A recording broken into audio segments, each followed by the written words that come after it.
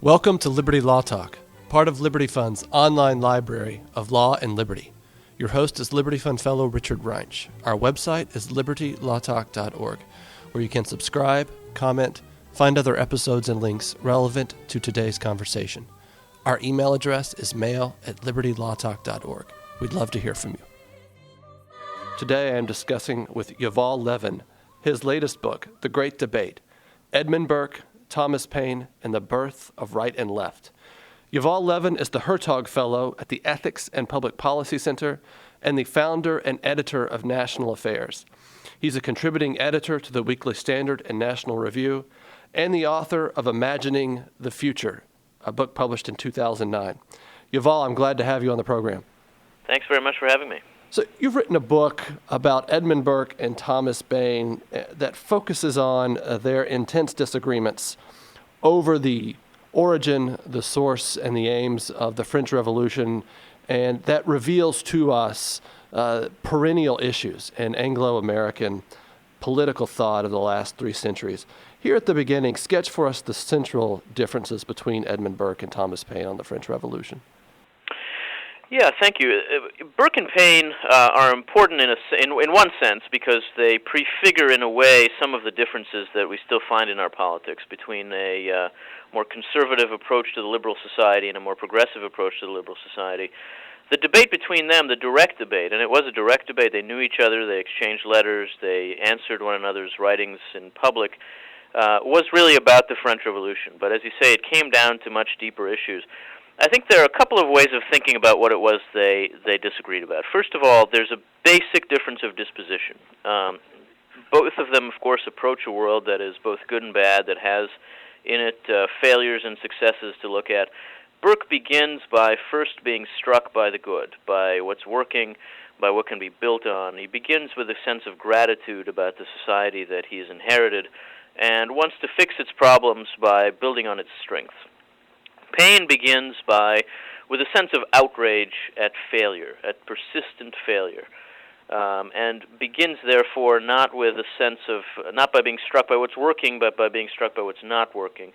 And Paine is always moved by outrage at injustice, what he perceives to be a failure to uphold the basic principles of justice. And that first dispositional difference has a lot to do with all the other differences between them. And it itself is rooted, I think, in different expectations of politics, different expectations of human beings, really. Burke has low expectations. He thinks of the human person as a fallen creature, as prone to all kinds of excesses, and is therefore, in a certain way, amazed that anything works in society. And so is very struck and impressed by what does work and wants to preserve it, knowing how hard it must be to build such things.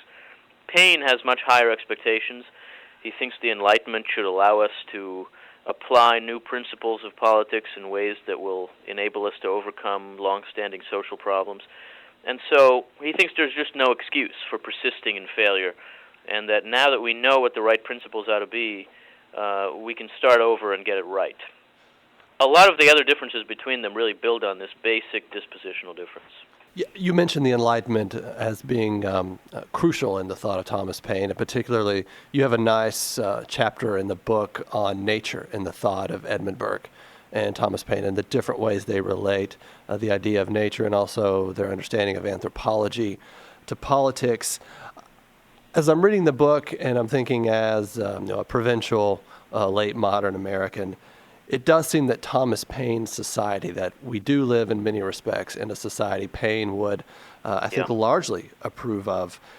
And I can even see a partial connection of his ideas about natural rights, even to a conservative political theorist like Harry Jaffa. And I think a lot of people within his school of thought. All of this raising in my mind the question, where does Edmund Burke come in for an American audience? How should we interact with his thought and seek to evaluate his ideas with the circumstances that we're in? What's still true for Edmund Burke for an American? It's a great question, an important question, and it's a challenging one for American conservatives, of course, because as conservatives who are trying to conserve the legacy of a revolution, we've always had a complicated challenge. And what I don't propose in the book is that conservatism, as we know it, is directly descended from Edmund Burke, or that liberalism and progressivism simply descends from Paine. Rather, I think that the two are dispositions that arise almost inevitably in a liberal society like ours, and that Burke and Paine gave especially clear articulation to the two of them. And so the conservative disposition that Burke articulated is still very much with us. Not necessarily because of him. It arose at the same time among, in the views of many Americans, including some of those who were very involved in our revolution. But he expressed it and explained it extremely clearly. And I think that those views, that worldview, is very evident in the practice of America, while Paine's is very much evident in the theory of America. And that difference, that distinction, is a problem for conservatives. I think conservatives, a lot of the time, when we try to get philosophical, when we try to reach for theory, we have a tendency to reach for very radical theory. We reach for Jeffersonianism to defend what isn't really a Jeffersonian idea of America. And American conservatives have always lacked a theory adequate to our practice. I think it's fair to say that America has always lacked a theory adequate to its practice. Burke wouldn't be surprised by that. He thought theory was inevitably inadequate to practice.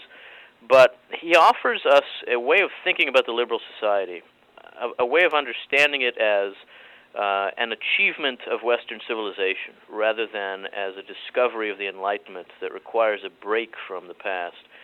And therefore a way of understanding it as a society that becomes better by building on its best self in gradual, incremental ways, a conservative liberalism that I think is what American conservatism is and does, but it often has not been how American conservatism has understood itself and explained itself. And so when we reach for those more radical notions, understandings of natural right or the American Revolution, I think we do ourselves a bit of a disservice. There's another thread, another strand of American intellectual history and political theory that we ought to make better use of. And I do think studying Edmund Burke, though he was no American, allows us to think about the liberal society in a way that can make us open to that way of understanding it. So many questions come to mind listening to you talk about theory and practice, and I want to maybe reintroduce those in a moment. But I want to ask you, and I guess this is also related, so Burke with the French Revolution, he recoils in horror. Paine affirms it wildly so, it seems. And I'm thinking, you note Paine turns around to Burke and says, how can you not have any sort of a sense of injustice, sense of wrong at the prior French regime and the way it treated so many people within the country, and why are you now surprised that they finally, when given the opportunity, rise up and throw off their elites and throw off their monarchy? This is actually a good thing. And then Burke is, then Burke flips the argument on Paine about, do you not have any sense of decency, of the complexity of their society that's being lost, and in particular the way you have invited sort of wild passions to be unleashed on people in the elite sectors of French society, and how will you ever contain that and build again? But that also brings to mind, in particular Paine's response to Burke, something that was in my thought. What is Burke's standard of justice then? Because, and you also talk about this at length, Leo Strauss famously in Natural Right and History took aim at Burke for being an historicist and also being impervious to claims of natural law. Was he wrong, or mostly wrong? Well, I think he was mostly wrong, and I think he almost acknowledges that. If you read that funny little half chapter on Burke at the end of Natural Right and History, Strauss kind of tells you that he's not really writing about Burke. But I think, to get to your question, one of the ironies of the Burke-Paine debate is that each accuses the other of being made cold to human suffering by his theory of politics. And so Burke accuses Paine of ignoring the sentimental part of human life, of thinking about society in purely theoretical, abstract terms, and thinking that if you just apply the right principles, everything will work out, and not seeing that what you're doing in practice is really just uprooting the foundations of everybody's life in society and opening up space for an incredible explosion of terror and danger And this is what he expects the French Revolution to become, and in some respects what it did become. Paine accuses Burke, as you say, of ignoring the injustice of the existing regime, and of ignoring the fact that the poor, especially, and the weak in France were basically stepped on by the regime, and that trying to tinker with that kind of society rather than overthrowing it and starting over really just ignores the enormity of what happened, of what the regime was doing to the people. I think in some sense they're both right. They're both right in that each of them does ignore an important element of the question of justice as it arose over France. For Burke, the question is always, well, what's the alternative? If we say that this is an unjust regime, what are we going to do about it? And his answer is the French had a resource to reach for that they ignored, which was their own history. French history was not an unbroken story of oppression and injustice. They could have built on what they'd had to fix what had become of their regime. And instead they chose to throw it all away and imagine that they now knew that this generation, unlike every other one, was wise enough to build society from scratch. It does raise the question, the exact question you raised, of what is the standard here? What for Burke is the standard politics has to answer to? This is one of the most important and divisive questions in Burke's scholarship. It started while he was still alive. It has been a huge subject of debate among people who've studied Burke, because there are some people who say that Burke was a kind of natural law theorist, who put him in something like the tradition of Catholic natural law. Not that he was Catholic, but that his way of thinking about it and his appeal to prudence, his understanding of the relationship between prudence and truth, is a kind of natural law understanding.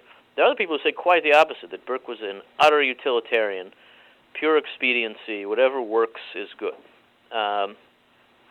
What I try to argue in the book, and I have a chapter on this question of Burke's idea of justice, is that Burke believed in a standard of justice above society and is not shy about saying so, and there are times when he makes a direct appeal to that, and I do think Strauss had to ignore that to make the sort of case that he made. The Warren Hastings impeachment, you note. Yeah, the Warren Hastings impeachment. Also his attitudes about the British mistreatment of Irish Catholics, yes. Where he really sounds like Paine sometimes. And slavery as well. He was opposed to the and slavery, right. Yes. Burke was one of the first signatories of the Wilberforce petition to ban slavery in the empire. In the first year, Burke had died by the time Wilberforce succeeded. But in the first year of Wilberforce's petition, when there were only about 15 members who had signed the petition, Burke was one of them. And so there are clearly instances in his thinking where he appeals to natural justice above positive law. There are also instances where he basically does seem to say that prudence has to make the call. The American Revolution was one of these. Burke insisted that the American question did not raise fundamental questions of justice, that both sides were making legitimate arguments. The Parliament had the right to tax the colonies as it was doing, but it was stupid to do so, and the colonists were right to recoil from it the way they did. And so he ended up supporting the Americans, more or less, even though he disagreed with their basic claims that this was really a matter of natural rights being violated. I want to go back. I mean, this kind of raises a lot of questions about when I think of political theory beginning with the founding of a polity, the founding of a regime as being of paramount importance. You have a discussion in there in your book about Edmund Burke really discounting the founding. Yeah, that's right. He would have said it was important, but it should not be the lodestar of our thinking.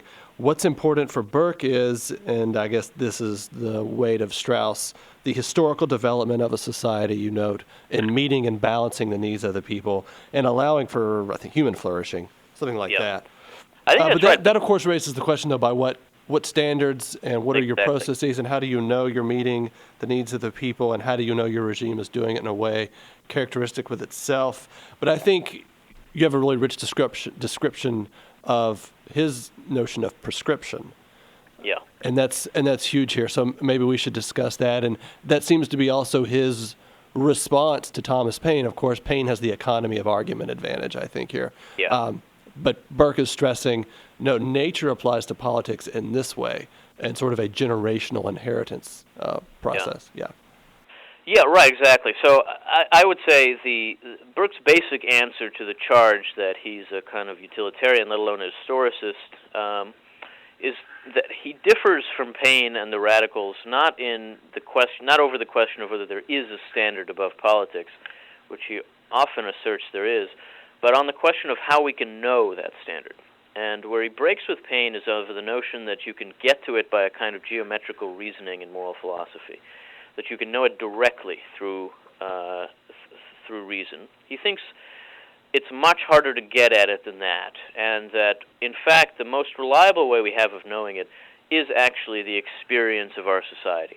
That doesn't mean that experience defines the standard, as a historicist might say, or that the standard changes over time as society develops, but that society is always trying to deal with some basic, timeless human questions, fundamental philosophical and moral questions. And the way in which it has dealt with it that seems to have succeeded and that's been retained generation after generation has something to teach us, and quite possibly more to teach us than we could learn by abstract philosophizing. So that over time, as they kind of rub up against this standard of justice, the institutions of society take the form of that standard. And so, therefore, the forms of our institutions can teach us something about what that standard is. And this means for Burke that the proper way that a society develops is by becoming more and more like its best self, by learning from itself about what works and what doesn't, but also about what's right and what isn't. And for him, the model of the English Constitution, the gradual development of British institutions, was the epitome of this approach. Though he didn't think it was by any means unique to Britain, he thought that it was especially evident in the gradual way in which British institutions had developed. And so that meant for him that what he called the chartered rights of Englishmen were our best approach to the natural rights of man. He didn't deny that there were such things, but he thought we could tell when a question was a fundamental philosophical question of justice when it seemed to involve a sharp break from our political traditions. And so there were times when that happened. I mean, you had to make an appeal to justice. For him, again, India was one instance, Ireland was another, and the French Revolution was too. And it's not a surprise that these are all questions of empire, because he thought that a working system of government, like the British system, involves the government creating and sustaining a broad space in which society could live its life. And within that space, politics involved questions of prudence, rather than questions of fundamental principle. Things could go one way or the other within these capacious bounds, and either would be legitimate. The question was, what did we want? But there were things that were outside the bounds and that were not legitimate. And so he thought, prohibiting intermarriage between Catholics and Protestants in Ireland just was an act of injustice, and could be shown as such not only by abstract philosophy, but by the traditions of the British Constitution itself. This, as you say, makes for a less satisfying answer to the question of justice in politics. And Paine has the advantage of economy, the advantage of making a simple argument that certainly seems quite strong. But Burke says it's much too simple. And one of the big differences between Burke and Paine over and over is that Paine is very drawn to simplicity, to simple arguments, to simple forms, to simple institutional structures. Burke thinks human beings are very, very complicated. Societies are almost infinitely complicated.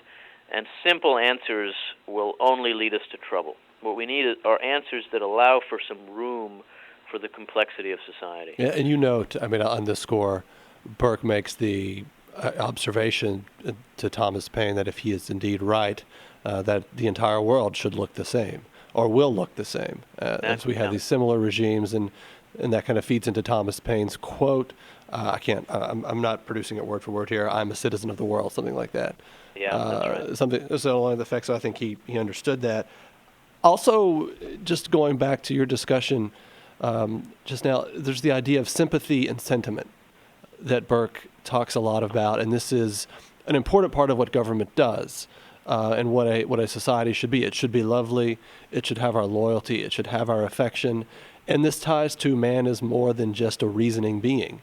Most of the time, we're using our imagination. We're seeing ourselves as part of a story, part of a biography that we fit into, and that we don't want to lose sight of that with introduction of geometric principles of politics, which is what Paine is doing. And I wanted to read, you list, there's an argument from Burke about sympathy and sentiment and what it means in relation to Englishmen. And I just want to read it and get your comment. Of course, it's always fun to read Burke. So here we go. In England, we have not yet been, and this is from the Reflections, we have not yet been completely embowed of our natural entrails. We still feel within us, and we cherish and cultivate those inbred sentiments which are the faithful guardians, the active monitors of our duty, the true supporters of all liberal and manly morals. We have not been drawn in trust in order that we may be filled like stuffed birds in a museum with chaff and rags and paltry, blurred shreds of paper about the rights of man. We have real hearts of flesh and blood beating in our bosoms. We fear God. We look up with awe to kings, with affection to parliaments, with duty to magistrates, with reverence to priests, and with respect to nobility. So as I read that, I was thinking that's what he's getting into, the full composite or the full picture of the human person working in politics. Yeah, Burke really, Burke and Paine are both fantastic writers. I mean, part of the fun of studying their debate is they're both amazingly good writers. But Burke almost always uses his talent to paint a picture of complexity. And Paine almost always uses his to paint a picture of stark simplicity, of clarity. And it's a big part of the difference between them. Here, Burke is actually making that point. He's essentially accusing the radicals in France of trying so hard to get to simple, abstract rules that they leave behind the human person. And for Burke, from the very beginning of his career, the question of sentiments, the question of the human person not only as a reasoning creature but as a feeling creature, is enormously important to his understanding of politics. As a very young man, he was only 27, he wrote a book about aesthetics in which he basically makes the argument that reason is the effect of reason on society is overstated. That in fact human beings mostly live through their sentiments and their imagination. And so part of the obligation of statesmen, the responsibility of politics, is to create a space in which those sentiments can flourish, and to just try to shape social institutions to appeal to the higher sentiments, to make people better. And this means in part things that Paine really recalled from, like the sheer pomp and circumstance of the state and of the church, which for Paine seemed like ways of just papering over injustice, of making people feel good about a system that was mistreating them. But for Burke, it's really part of making the human person whole, of allowing us to reach our full potential, because it requires not only the feeding of our reason, but also the feeding of our sentiments. I want to maybe switch gears here. There's a really important discussion in your book, I think, of Tom Paine's ideas, Enlightenment liberal ideas, and drawing them to their conclusions in sort of a dialectical way. I think, and I think this is your argument. Something that Paine does is he doesn't just stay in the realm of individualism as a basis of politics, but rather to protect the individualism. He supports the embryonic forms of what we now have, a vast welfare state. And you argue this seems to be inevitable. This seems to result from his initial premises. That is, if I want an atomized society, I need a welfare state to keep it intact, to keep it going, precisely because I've really discounted a thick, lumpy social sphere, civil society, as we would say. And this kind of brings in the question of political economy for Paine and Burke. And in that it reveals that Burke is really more of the non-interventionist regarding the regulation of markets and government intervening there, and also with regard to social welfare programs. So I guess I wanted to get you talking about that, both for what it says about these two thinkers, but also where their ideas tend to lead. I mean, we can say with Burke, he's going to not favor the regulation, the regulatory state, because this is going to disrupt and dislocate the various ecologies within the state, and that's what he wants to protect, because he's so, as you say, he's amazed that they exist, and he wants them to flourish. Yeah, absolutely. This way of getting into the question really complicates our understanding of the economic debates we have now, I think, in a constructive way. Because we tend to think of the case for the welfare state as a kind of communitarian case, that is a case for mutual obligations, and of the case for the free market as a kind of individualist case. And what Burke and Paine show you is that in the context of Anglo-American political history, of our sort of way of relating economics and politics, it actually often works the other way. Paine begins from radical individualism, and when I first suggest to people that Paine is a kind of forefather of the modern left, people who know about Paine will say, well, but he's sort of a libertarian, and in a sense he is. He's a radical individualist and a believer in the need to use government to expand the sphere of liberty, to enable people to have as much choice as they possibly can have in life. But he also shows you, by thinking through the implications of some of that where that points at the end of the day is actually toward greater state involvement in the provision of basic material needs. And the reason is that he doesn't want people to be dependent on those around them. And so, while conservatives often talk about the welfare state in terms of dependency, Paine helps us to see that it actually kind of works the other way. The welfare state, by putting a kind of faceless intermediary between the giver and the taker of a benefit, you make it possible for people, for both, to feel as though there's not, in fact, a relationship of dependency. And you enable a very radical individualism in which, in their own lives, people are more or less able to live without depending on others for their basic needs. And that is actually the purpose, as Paine sees it, of having government play a role. So by the end of The Rights of Man, which the second volume of The Rights of Man is published in 1792, Paine has worked his way to making a case for a kind of proto-welfare state. He thinks government should provide benefits to people when a child is born, should provide a lump sum payment to people when they reach maturity, and should provide an annual payment to people at retirement. Now, these are cash payments. It's not the kind of welfare state it's not a regulatory state per se in the way we would think of it now. But it's an extraordinary argument for a very active role for government in providing for people's needs. It's one of the very first arguments, and for that, and we tend to think of the welfare state as we tend to think of progressivism in general as coming from Germany, as being a kind of notion of social democracy that we would identify with the continental liberalism. But in fact, I think it's fair to say that in the Anglo-American context, welfare state thinking comes from somewhere more like Paine's origins, which is the desire to make possible the kind of radical liberation of the individual that Enlightenment radicalism was after, leads people to see a role for government in liberating people from material needs. For Paine, it points right there. Burke is very, very skeptical of that and concerned about it. The only real economic writing that we have from Burke came from the very end of his life, the last 2 years of his life. He became very concerned about efforts in Parliament to control the wages of farm workers, what we would basically think of as a minimum wage for agricultural labor. And he pestered the Prime Minister, Pitt the Younger, constantly about this, to the point that Pitt did us an enormous favor by saying to Burke, "Stop bothering me and just write it down. I promise you I'll read it."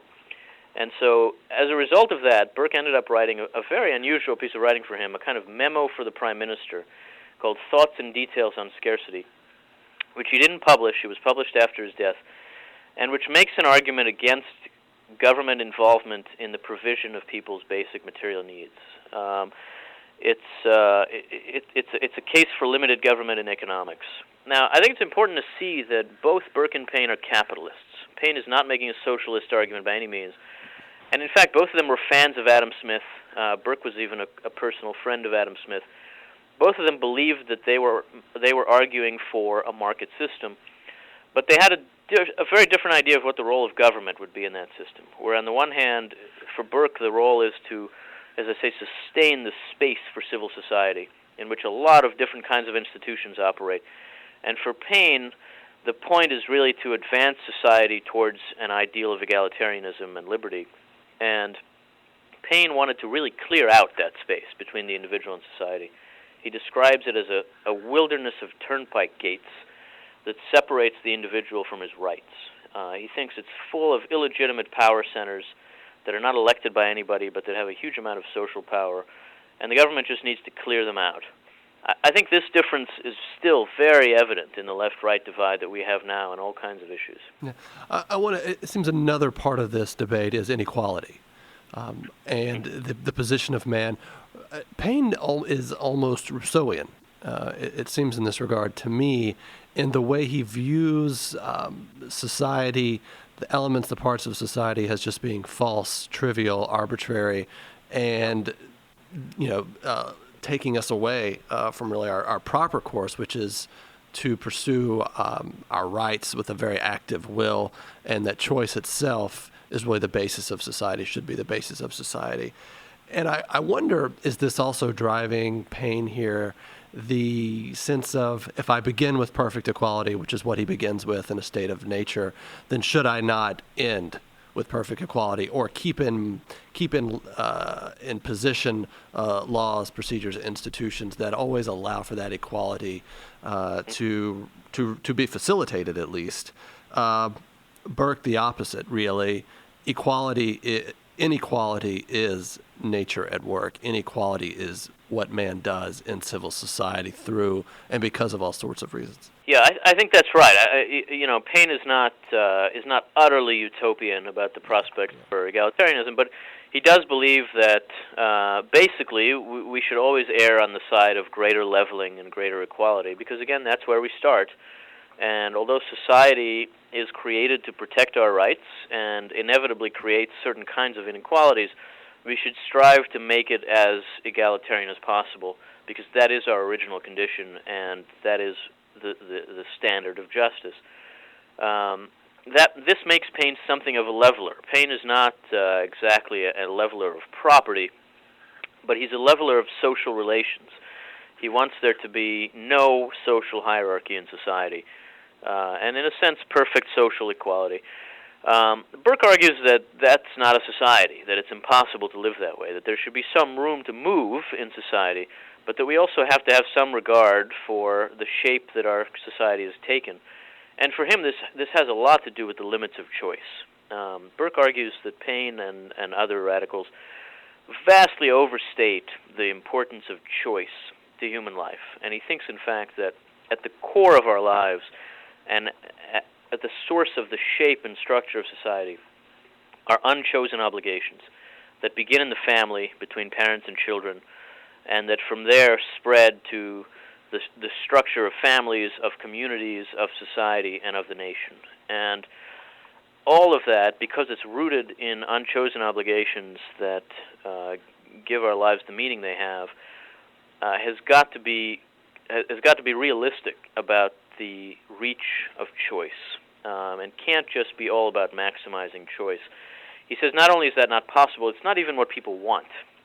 You only think it's what you want if you abstract very, very far from actual living societies and try to start from philosophical abstractions. If you start from society, you realize what people want is to be able to meet these unchosen obligations, to be able to make family life work, community life work. That's where we actually find our happiness. And so they argue very differently about equality. Burke does not think that perfect social equality is necessary for a just and happy society. A question here as well, how these two thinkers understand liberty, personal liberty, political liberty, and the way it's an absolute value for Paine. For Burke, I think you're alluding to this, liberty is connected to other goods. Yeah. So there's ordered liberty. Is the That's best right. term One of Burke's yeah. one of Burke's sort of projects was to make sure that he didn't surrender to the more radical elements of to the Whig radicals and to the French radicals and to Paine, the language of the liberal society. Yeah. He didn't want them to own the word liberty or to own the word equality or even the notion of the social contract. So rather than deny these things, which he didn't want to do, he gave them different definitions. And especially in the reflections, he tries to define for us what he means by equality, for example, or what he means by liberty, in ways that are just quite different from what we're used to thinking of those terms as meaning, and that are very different from what the radicals meant by them. Liberty is a great example. Liberty for Burke is what we would think of as ordered liberty. It's always connected to order, and it's only appropriate to the extent that people are able to restrain their own vices. And so he says at one point that people are only fit for liberty to the extent that they can restrain themselves. That's certainly not how we generally think of liberty, but for him it was impossible to think of liberty without order, and impossible to think of choice without obligation. And all of that added up for him to a very different notion of the social contract. And so he says in the Reflections, he doesn't deny the idea of a contract at the core of society, but he says it's not a contract of the sort that you would use to set up a trading company. It's a contract between the living and the dead and the yet to be born. And rather than an agreement that defines terms, the social contract for him is a description of society in its fullness. And it's not there in order to tell us when we can break it off. He thinks it's inappropriate to think of the social contract as defining the extremes, the moments when it's appropriate to do away with society. The purpose of it is really to allow us to enjoy the benefits of society, and it describes the way in which we can do that. You have to say at some level this just isn't what contract means, and it isn't even really what liberty means. Burke is very consciously trying to save these terms from radicalism, and I think in the case of liberty he makes a stronger case that ordered liberty is the only kind of sustainable liberty, and so in effect is all that we should understand by liberty. I want to maybe think through Edmund Burke's ideas here and go back to something we were discussing at the beginning of practice and theory and thinking through present challenges. And one of the big challenges we have is an entitlement welfare state. Yeah. And I wonder, I suppose it would be too overly facile to, what would Burke tell us to do? Yeah. And yet thinking about practice and theory and the reach we see within American conservatism, both libertarians and conservatives, to morally delegitimize, I think, any notion of entitlements or a welfare state on the basis of theory, on the basis of it creating dependency, as you say, but overlooking maybe the more radical aspects of the welfare state at times.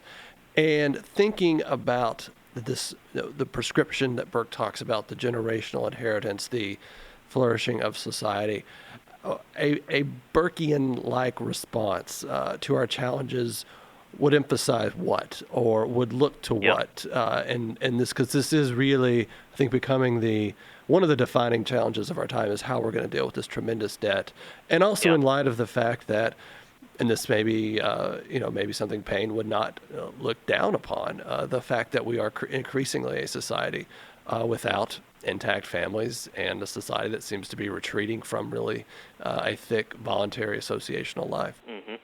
I think that one of the keys to Burke's way of thinking is that he understood the purpose of society and in many respects of government as to enable human happiness. So he didn't have a negative conception of what it was for. It wasn't just to protect us from certain things, and it wasn't just to protect our rights from violation. Now, this idea is very deeply rooted in the American tradition too. It's how Madison defines the purpose of government in a couple of places. And it's how a lot of the founders and the framers thought about it, but it doesn't have much of a place nowadays in the political theory of the American right. I think one of the things we can learn from Burke is to think about government not only in terms of what it shouldn't be doing, but in terms of what society is for and what role government has in that effort. And so I think that it makes sense to think in terms of how to enable human happiness in the circumstances that we have now. And so, I think he would be open to the idea that there was a place for society, and even through government, to try to soften the edges of modern life and to try to protect people from some of the worst risks that are inherent in the kind of free and dynamic society that we have and want to have. The problem is that one problem is that the way by which the liberal welfare state does this aims at a social state that is very, very far from what Burke would want and from what I think Americans should want. It embodies a kind of radical and in many respects Painean way of thinking about where society is going. That is, it embodies a notion of radical egalitarianism to be pursued through an application of technical expertise to society. I think this is one way to describe the liberal welfare state. And it aims to replace some of what happens between the individual and the state in that space we think of as civil society with a centralized application of expertise through the government. This is taken to be by progressives both more legitimate and more effective and more likely to yield the kind of society we want. And one of the goals of it is to liberate us from traditional practices and forms. And frankly, oftentimes for a lot of people on the left, that has included the family, so that the breakdown of the family, while the consequences of it are not what they intended, liberating people from family obligations has actually been one of the goals of the left over the years. So I think Burke would be friendly and open to a different way of thinking about some role government can play in strengthening society and in shielding people from the worst and most painful effects of the dynamism of modern life. But those would have to be friendly to social institutions, to civil society, and to the ways in which people want to live. And so they would have to work by creating a space. Again, Burke always opted for spatial metaphors over motion metaphors. I think he would have been confused by the term conservative movement, for example. Yeah, I think it's interesting because as you're saying this, I'm thinking of a lot of was it earlier neoconservative writers who would have maybe said something like the welfare state should have it's an unavoidable part of democratic society, should have conservative aims, uphold key institutions in society. I think that's maybe what you're getting at, and I think it is. Now, I have to say, I don't know that that's what Burke would have said, and we have to avoid the kind of what would Burke do. Yeah, exactly. Because he lived under different circumstances. But I think that if you apply his basic approach to how government can go about helping society solve its problems, it does need to involve an approach that allows for the opening of a space for people to live their lives. And that's not really what the liberal welfare state does. The liberal welfare state tries to force those lives into a mold, into a certain kind of way of thinking about life of Julia. How the people should be. The life of Julia continues to stand. Right. I mean, that is an astounding. It was an astounding video. I thought. No, it's an amazing. It's just an incredible social artifact, that thing. Yeah. But yet that would be a very individualistic society made possible by the welfare state proving. Yuval, I want to thank you for talking about your book. This has been wonderful. The book is The Great Debate: Edmund Burke, Thomas Paine, and the Birth of Right and Left. We've been discussing it with author Yuval Levin. Thank you so much. Thank you very much. This is your host, Richard Reinsch, and you have been listening to a podcast that can be found at libertylawtalk.org, where you can subscribe, comment, find other episodes, and links relevant to today's conversation. Our email address is mail@libertylawtalk.org.